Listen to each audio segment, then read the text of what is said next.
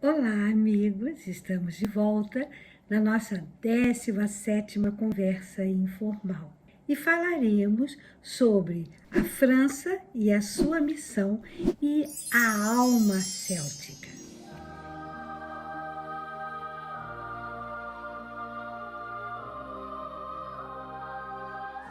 Leon Denis, neste capítulo, ele inicia dizendo que o talento da França, ele é equilíbrio e harmonia.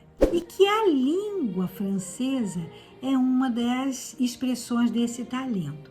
No capítulo anterior, o nosso autor vai mostrar que a língua francesa, ela é um instrumento predestinado das grandes anunciações e das revelações augustas. Foram estas palavras, citadas exatamente por Leon Denis. Ele vai nos dizer que a língua francesa, ela apresenta duas qualidades. Elas são a precisão e a flexibilidade.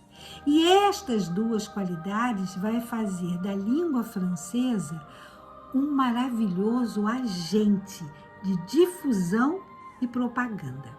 Ele conclui, ele nos diz que a língua francesa, ela vai emprestar às ideias, ao mesmo tempo, força e graça. E para falar da missão da França, para nós entendermos, precisamos ver as origens do povo francês. Então, nós vamos ver a etnia dos franceses. Principal, a base da etnia dos franceses vem dos celtas. Depois entra os povos itálicos. Nesses povos itálicos estão incluídos os romanos e povos latinos.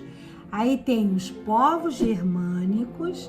Desses povos germânicos, nós temos a tribo dos francos. Essa tribo, eles invadiram a Gália Romana. E a Gália Romana é o atual território da França.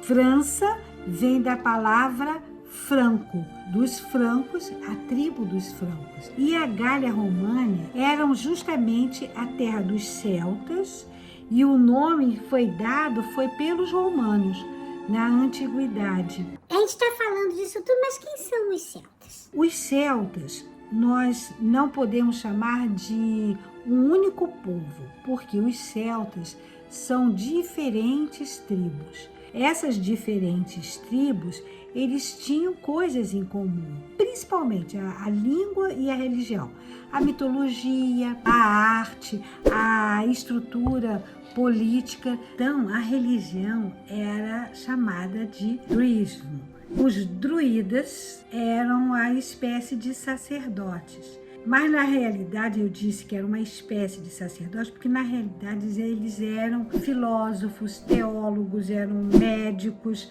profetas, magos, poetas e músicos. Então eles tinham não só o poder religioso, mas os druidas tinham um poder também judicial e legislativo. Eles, por exemplo, nas tribos, eles tinham mais poder do que os reis. Eles também se dedicavam a educar os jovens. Eles estudavam desde a astronomia às ciências biológicas. O preparo deles era de 19 anos de estudo.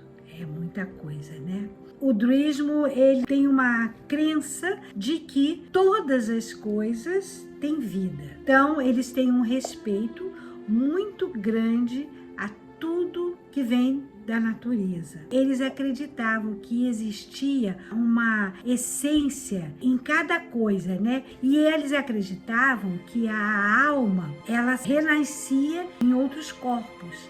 E isso é o princípio da reencarnação. Eu vi que Allan Kardec, ele teve uma encarnação que foi 50 anos antes de Cristo. Ele veio como um sacerdote druida.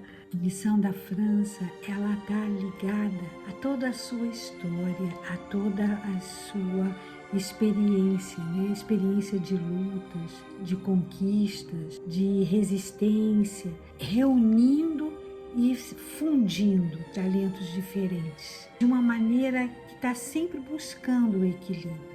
Toda a sua história, ela vai oferecer sempre exemplos para povos com um espírito mais lento, mas estes exemplos, eles já estão dando indicações, estão dando diretrizes com aplicações práticas, com resultados. E ainda existe o cuidado com a verdade e a luz. E a beleza das formas que esta verdade e essa luz são revestidas. Essas qualidades foram muito importantes para a difusão do espiritismo filosófico e moral. E mais adiante, Denis vai nos falar do gênio da França, que nada mais é do que a alma viva e imortal da Gália. E aqui tem um trecho do livro O Espiritismo na Arte, muito bonito. Leon Denis sempre escreve de uma maneira muito poética, que vale a pena eu ler. Ele fala o seguinte: para todos aqueles que sabem estudar e compreender o gênio da nossa raça, sobre o véu do cepticismo que por vezes a recobre, a alma céltica reaparece. E nas horas solenes são seus impulsos que determinam as resoluções viris, os atos decisivos.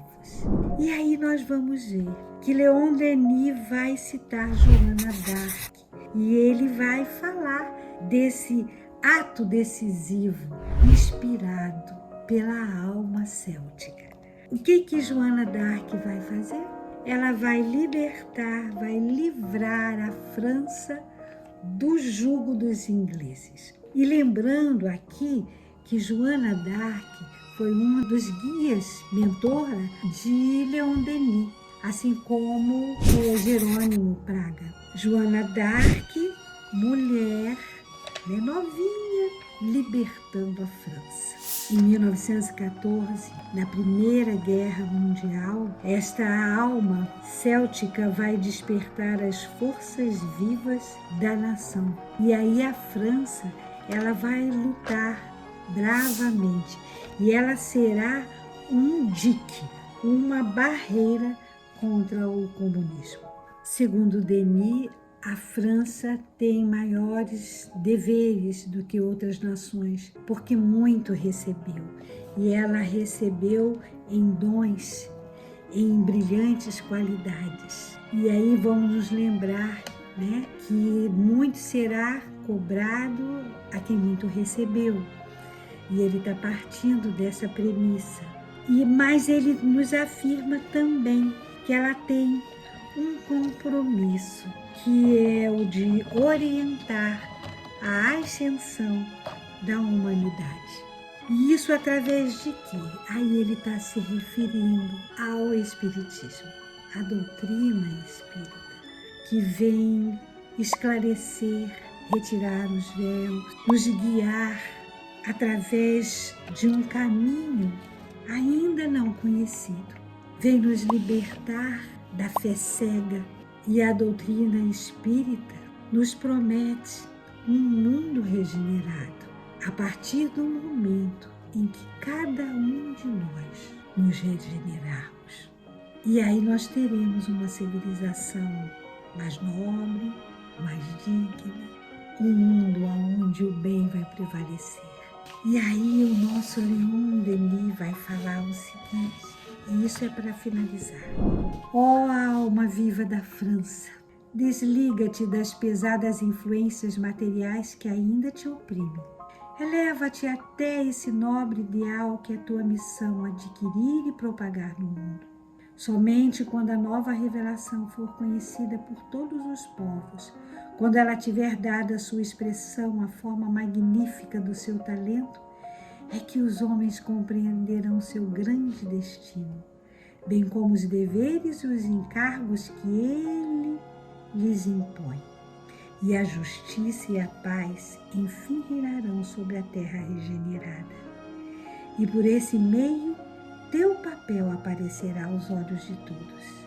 Tu serás respeitada pelas gerações e tua glória se iluminará com um brilho que nada poderá mais empanar. E assim nós terminamos, mas com a promessa de estarmos juntos outra vez. Tchau!